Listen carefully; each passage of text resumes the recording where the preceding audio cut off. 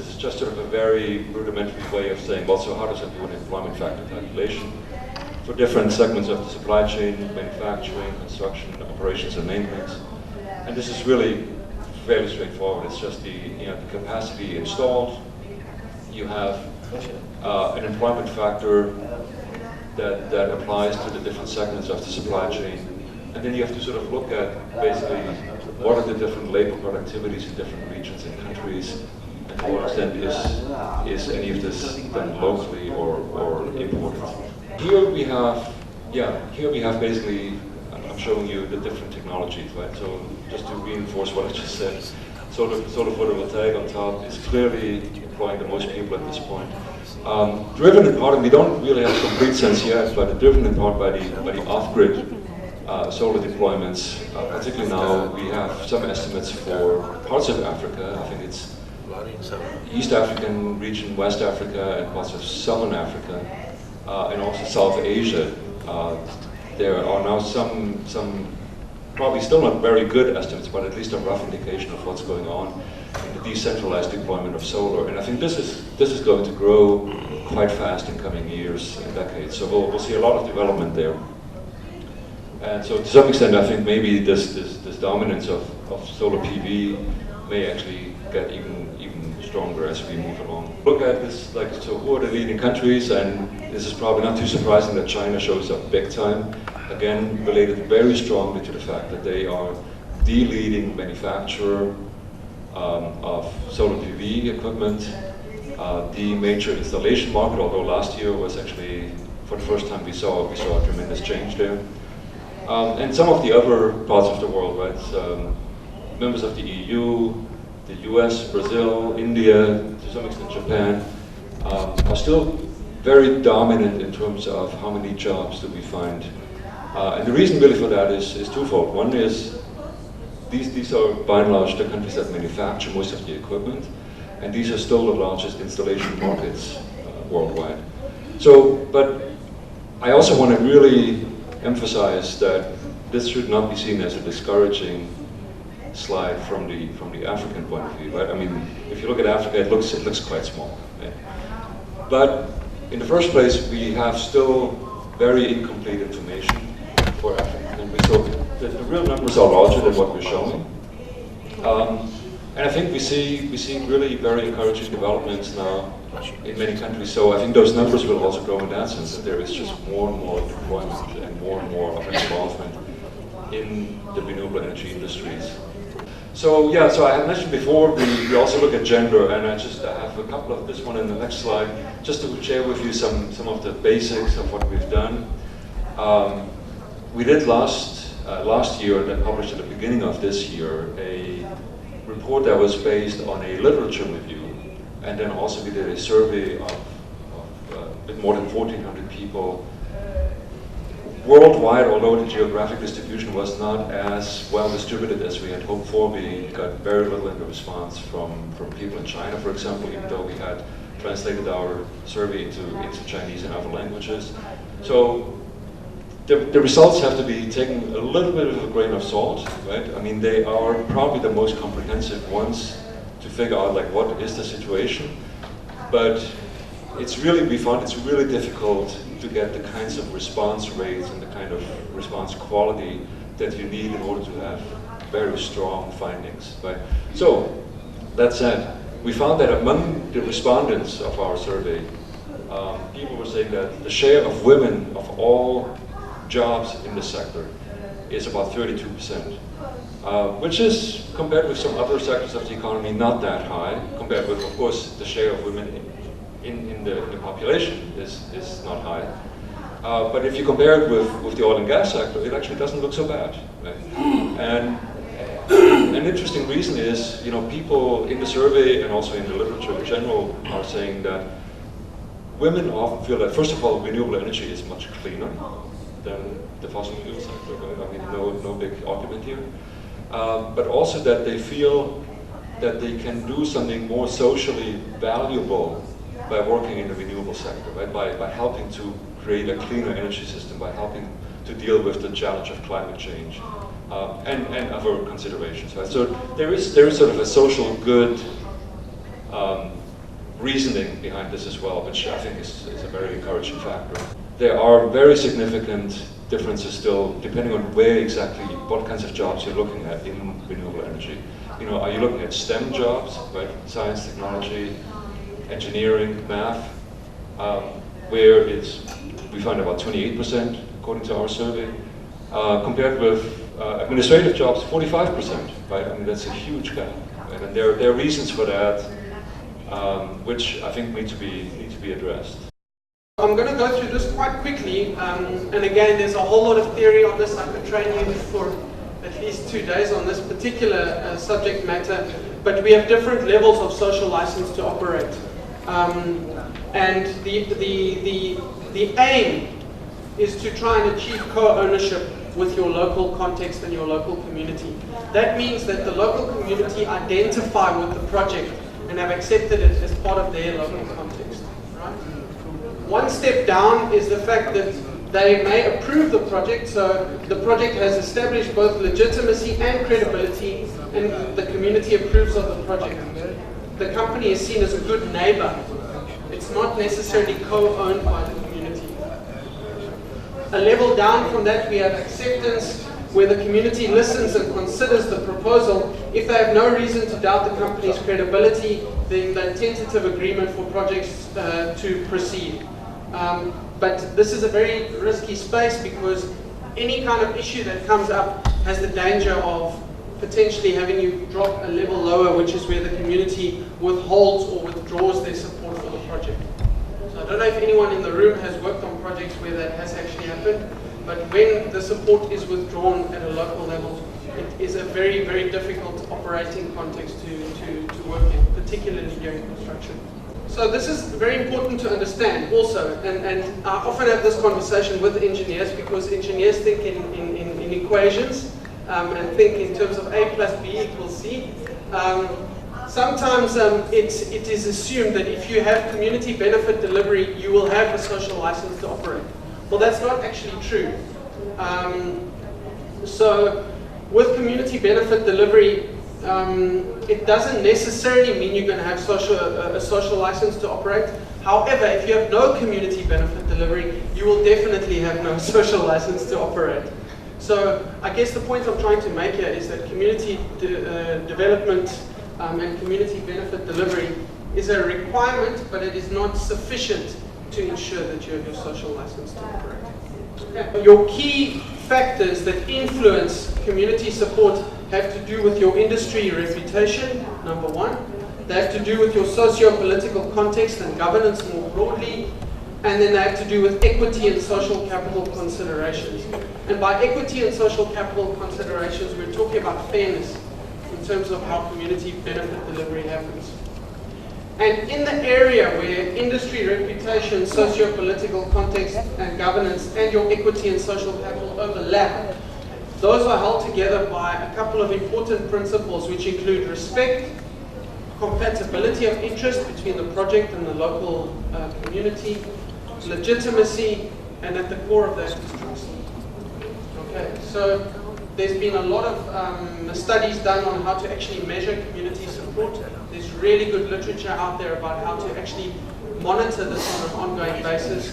This is a big recommendation for all renewables projects where there is a local community that's being impacted. This is a study that was done in terms of benefit delivery maturity in terms of renewable energy companies. Okay, it's very interesting because it shows you that renewable energy companies are just starting out as far as this is concerned. So here we have your beginner level, your intermediate level, and your advanced level of community benefit delivery. And you can see that the dark blue represents practices that are already happening quite commonly in renewable energy. And then you have practices that occur on occasion and or starting to grow in renewable energy. And you can see from this that as far as your level of engagement, as far as your amount of planning for socioeconomic benefit delivery, your focus of benefit sharing efforts, and your company culture around benefit delivery, we are very much in the beginner level as far as renewable energy is concerned. Okay. There are some areas where we're starting to move along the scale, but there's very few examples of renewable energy projects that are in this advanced space of community benefit delivery. And there's an opportunity in that. There's an opportunity because companies and projects and sectors as a whole can show leadership in the space and be able to distinguish themselves from others quite easily.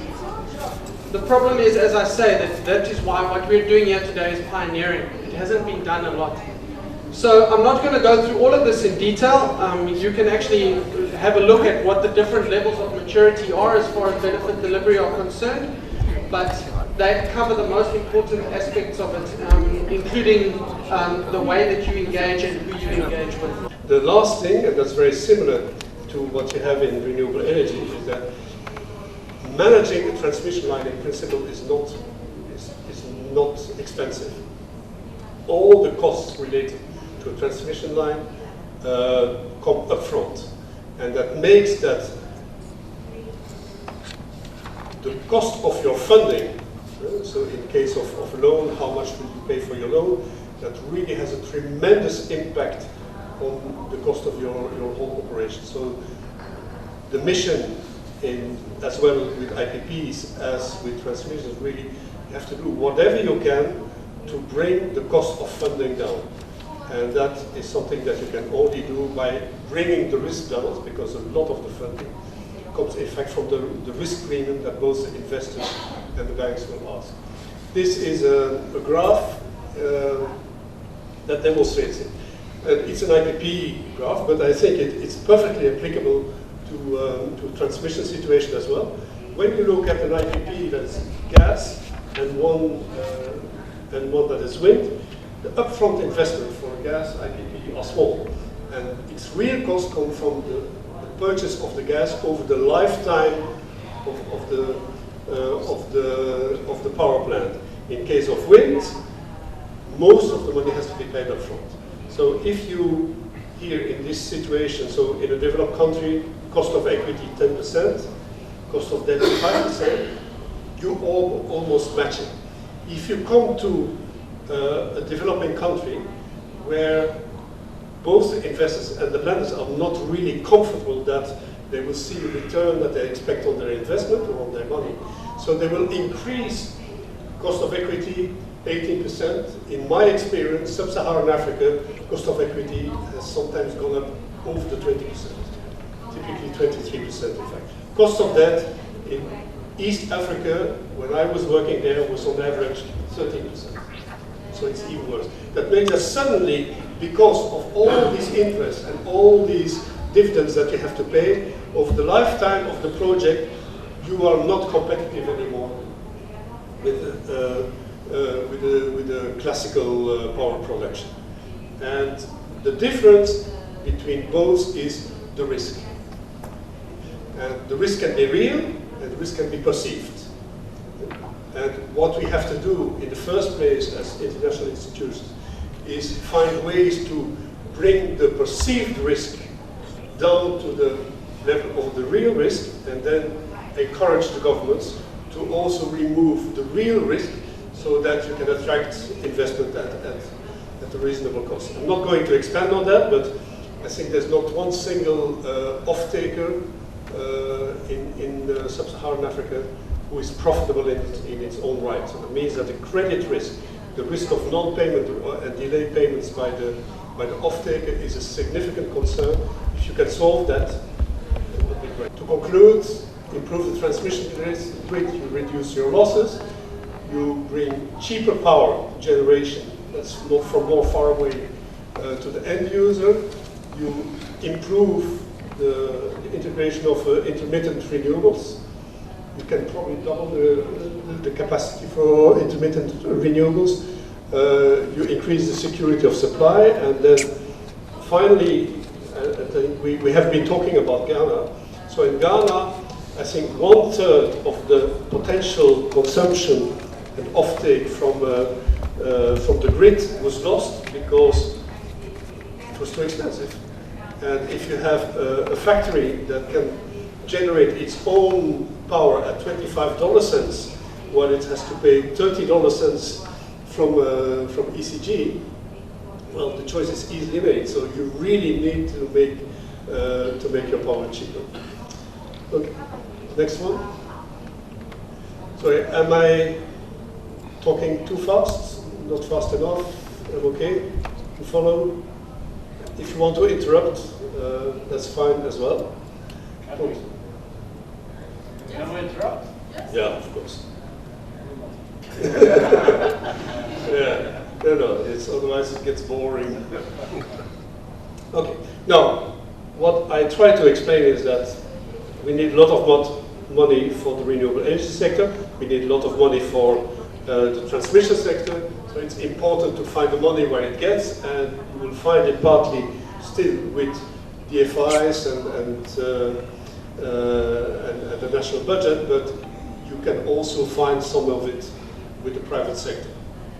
So why does it make sense? Well, first of all, you remove, if you can manage to find somebody who will build your transmission line, and you don't have to pay for it up front, but you pay an annual fee, it removes a big burden from your budget. And that allows you to do more. We've been talking about national debt, so a lot of, in the case of a private sector involvement in one way or another, so you don't need to fund your money as a country through loans, and that means you don't have to declare, you realize this beautiful transmission line, and you have to declare it as an obligation to the IMF, and that means that you can use your latitude to do other useful things. The other thing, and we'll talk about that, is that if it is the utility that is to take off a loan from a private bank to build a transmission line, well, first of all, that will account to the national debt as well. And very often, either it will pay a very high interest rate, because the utility as such is not creditworthy, or it will require an MOF, a government guarantee, and the government in return will have to declare that to the IMF as a contingent liability, and so it gets penalized as well. Secondly, and now I'm talking about, so I'm referring heavily on a study that was made not so long ago by the World Bank, and they looked especially at privatization concepts that have been tested in Latin America. Latin America is interesting because each country is a bit different, and not each of these countries is very rich, so you really have, you can compare apples to apples to some extent.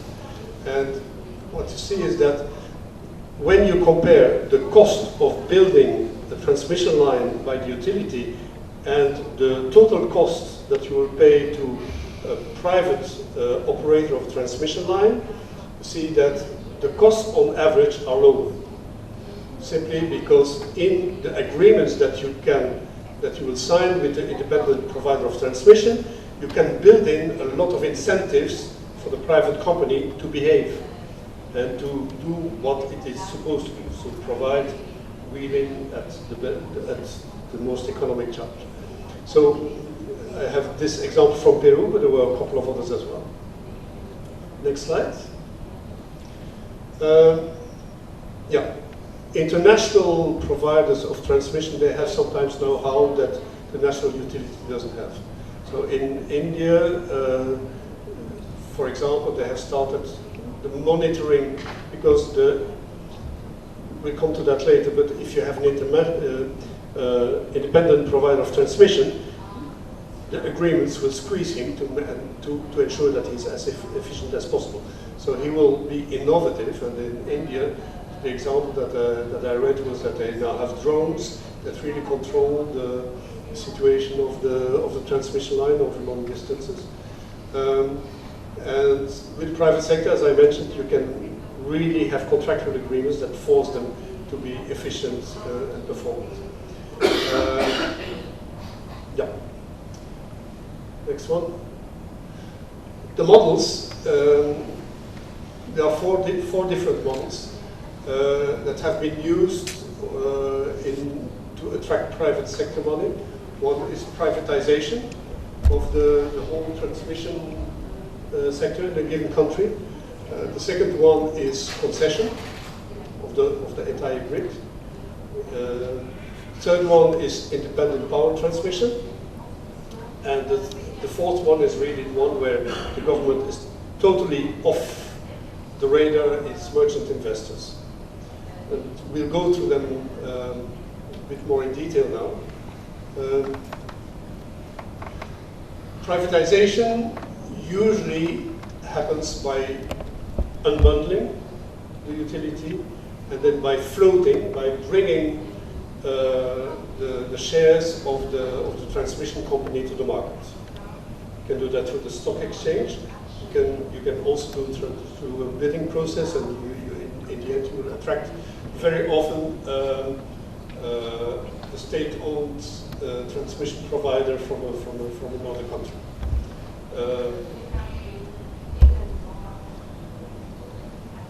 In the case of whole of grid concession, there you do the same. So you give your system away. You have a contract that forces the buyer to perform, but that is only for a limited period. Typically, it would be 20 years.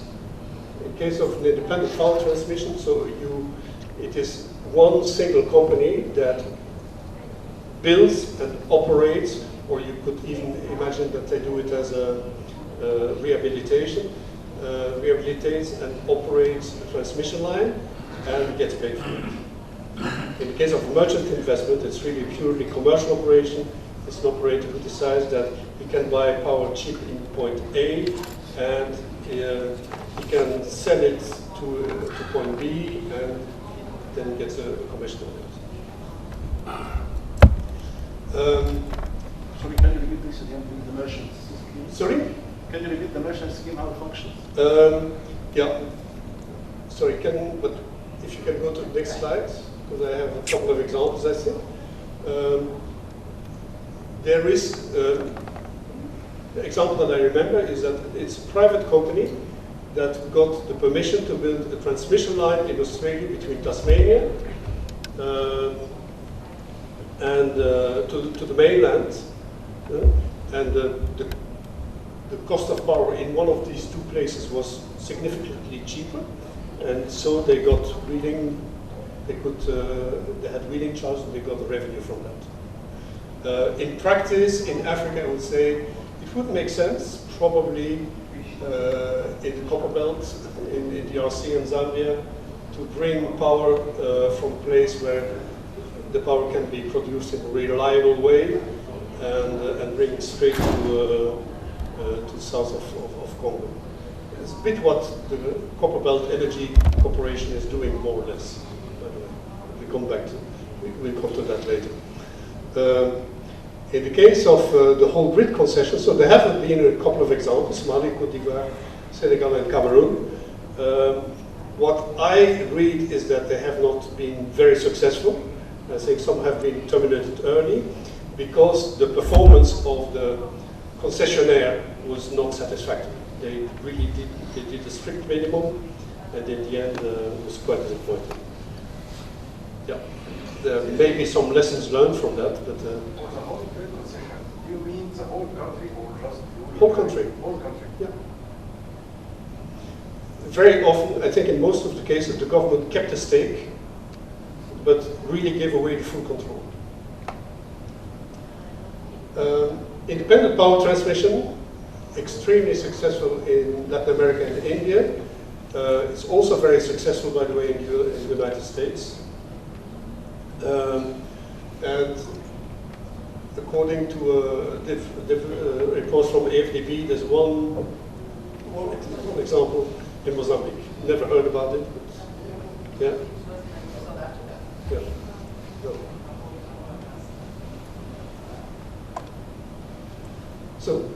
So these are the four options. There's, if you go to the next slide. Yeah, so that's a bit more detailed. So I'm giving that because I suppose that you will all receive a copy of the presentation.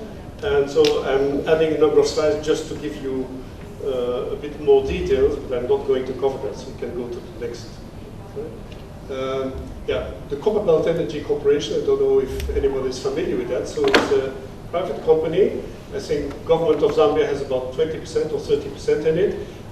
Proparco, which is the French DFI, has recently invested in it. So they have transmission assets in Zambia, and they generate about 80 megawatt themselves. And they get wheeling charges that goes from the grid to the mines, so they charge the mines for that. They are connecting to the SAPP, South African Power Pool, and then they do also, they have then power supply agreements independently. And has been running for quite some time, quite successfully, and it's expanding. When you talk to the people of ZESCO, the utility in Zambia, they don't like it. And I went and say, we want to end that concession and take control again. But it works.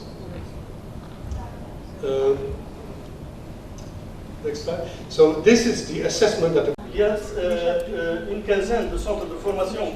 Donc on ne cherche pas la réalisation uniquement, mais on cherche la pérennité de ces projets, des centres de formation. Et c'est une condition nécessaire pour avoir l'éligibilité de l'ANAME pour ouvrir une société installatrice en Tunisie. Aussi, donc, il y a 5 entreprises d'encapsulation en Tunisie en photovoltaïque, donc créées derrière ce marché de console électrique. Voilà, donc on estime après ces réalisations, donc après ces concrétisations, à partir des années 2019, donc il y aurait des concrétisations de tous ces projets-là. Donc certainement notre classement va s'améliorer dans le classement RISE. On attend avec patience le rapport de 2018, donc en fin 2019, c'est le rapport de 2018, pour voir là où on est qu'on est bien avancé ou bien on doit revenir un pas à l'arrière et faire corriger. Merci pour votre attention.